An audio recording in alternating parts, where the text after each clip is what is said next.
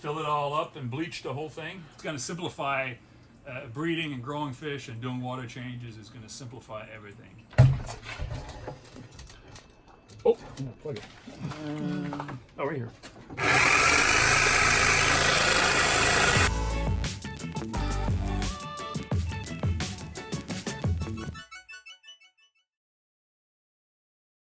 All right, so what's the plan today, man? I know you got to switch up some waters. You know, like I told you earlier, I'm trying to improve my breeding, and so I need to improve one of the big aspects of breeding is water. So I need a good source of water.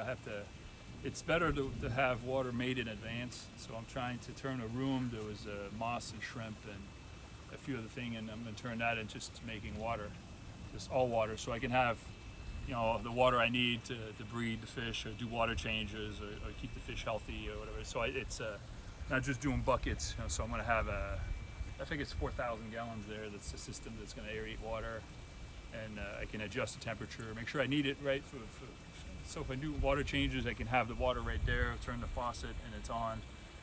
Trying to build a water line for every tank. So I'm getting away from the central systems, because it just doesn't work well for breeding, and then they do well for growing fish up and stuff like that, or holding fish.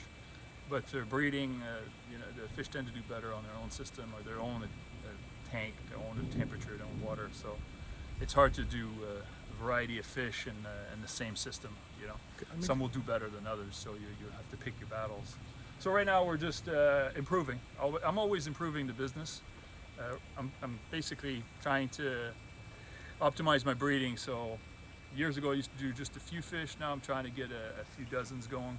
So trying to get more variety, and I need a source for water. So that's where we're at. And right now it's all well water, right? Yeah, it's all well water. It needs to be aerated though. The well water needs to be aerated, and it's okay on central system. I can use a little bit and top off the system when you got recirc water. But when you're doing individual tank or you're doing breeding, you want to basically just do water ready for the fish, you know, okay. So not have to drip it in because there's no air, or put it in buckets, let aerate it for a few hours or whatever. You want to have it on demand, so when something happens, you can fill up a tank. If you bring in new fish, you can fill up a tank.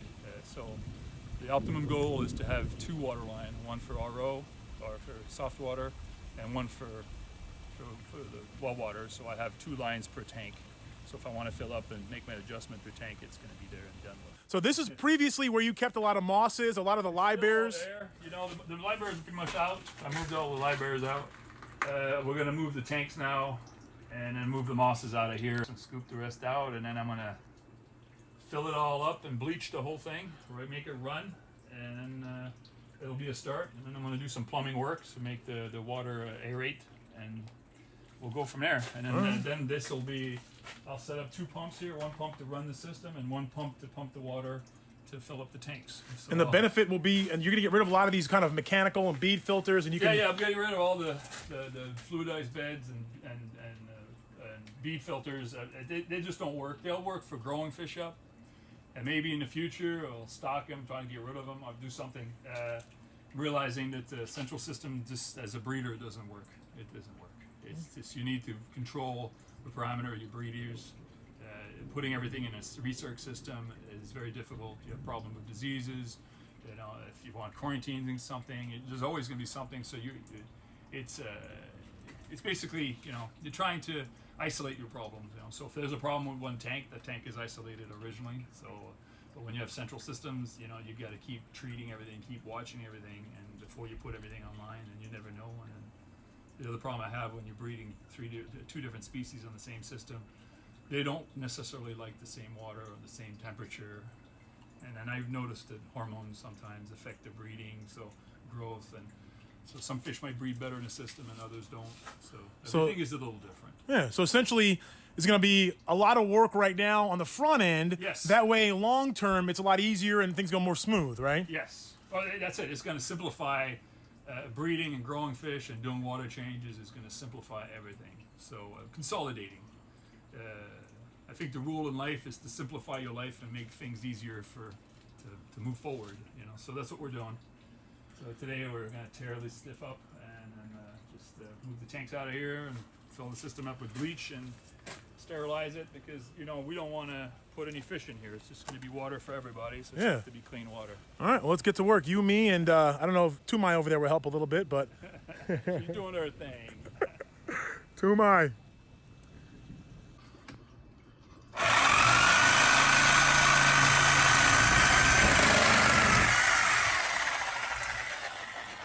Go to the other end. Slide that thing out.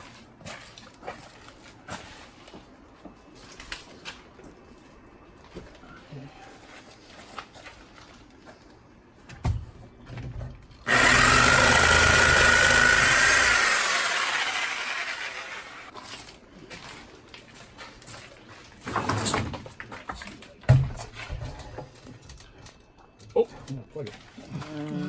Oh, right here. I might have to hold it. Those things are.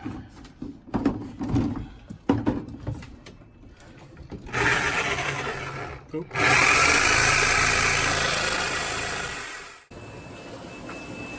Right here. Safekeeping.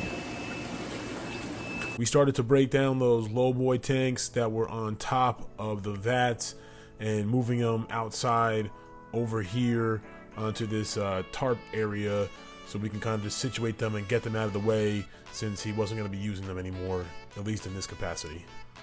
All right, so we got the tanks moved out, right? Yeah, so we got cleaned up. We just got a few more fish to pull out, but we're just trying to get ready here to lay up the system for aeration. We're gonna using my old breeder cages here. Those are my cardinals and other fish I was breeding cardinal with. I'm gonna put bio balls in here, and then water will splash in here and aerate, and then all these tanks will be in the series. Because the biggest thing with the well water, when it comes out, it's like sulfur. It's like Well, toxic it has to the no fish. Oxygen. It has sulfites in it, so sulfur, yeah, so, and then it needs to come out and be replaced by oxygen. You know, so it needs to aerate, decant, and then temperature needs to, because it's cool. It's a little cold. It's like 72, 73 out of the well. So it'd be nice to warm it up to like 75, 80. You know, and then so as you're making water, you know, it's aerated. It's ready to be put in a tank. It's not stressing out the fish, you know. I mean, I lose a lot of fish by doing water change and forgetting the water because the well water has got no oxygen and the fish can't breathe and they suffocate. So This will help solve that problem. well, that's the thing. It's going to solve a lot of problems. It's going to make the place better. And then I can adjust the water if I wanted to, if I need to put buffers in it, if I need to increase the pH or keep it warm. So one other thing too is in the winter, I can warm this room, and then all the water I'm doing is warm water changes, keep my building warm. You know, there's a lot of things advantage for it, you know. I mean, the big thing right now is to bleach everything, turn this place into, you know, all the system anyways, fill it all up with nice water, get rid of the fish that's in there, and run bleach in there for a day, turn it on, and then just start using it. You know? Yeah. And then splice the system to all the other systems. So, and then because I'll put a second pump on here. This is a pump to aerate, and then there'll be a pump to pump water into the tanks. And this will be essentially like just a water treatment facility. This is where you Yeah. would make all the water, treat the water, and just Yeah. get it to where you need to be. So that's the plan. That's what's in here. That's what we're trying to do. So Mhm. That's the plan. Next step is get some more. We got some plecos in here, some more libears over here, right? Get the rest of those out, and then Yeah, get everything out. There's not much left. There's just a few, probably like 50, 100 fish left in there. Get these other cages out of here. I mean, this has got no weight. You know, it's just bio balls and splashing water. It's not, Yeah. It's just a way to. You just want to aerate the water. I mean, that's all I'm trying to do, so that everybody's, you know, happy.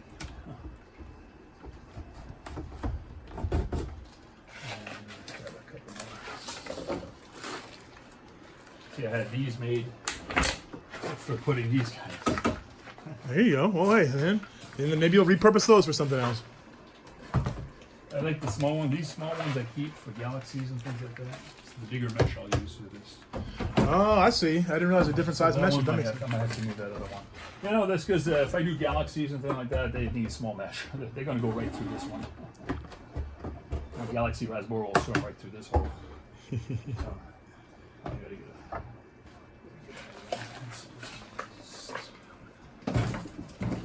It's kind of alleviates the makes the place lighter since I'm getting rid of all this stuff now. It's nice to get the stuff lighter. Oh, the room is open up. Yeah. It's a lot nicer to work in here. Before it was getting cluttered. You know, like everything's like.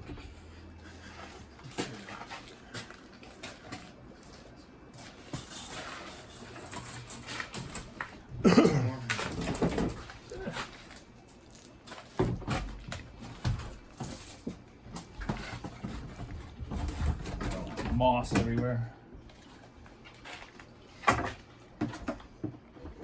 Yeah, I'm gonna get some B-roll footage of that moss on the thing. There you go. So you know, like you see that. I mean, that water will be nice and aerated in there. Subscribe if you haven't already for more videos just like this. To check out a full tour of BioAquatix, click right there. Other fish cave adventures right there. You can buy Andres' fish at bioaquatix.com. As always, stay positive, stay passionate.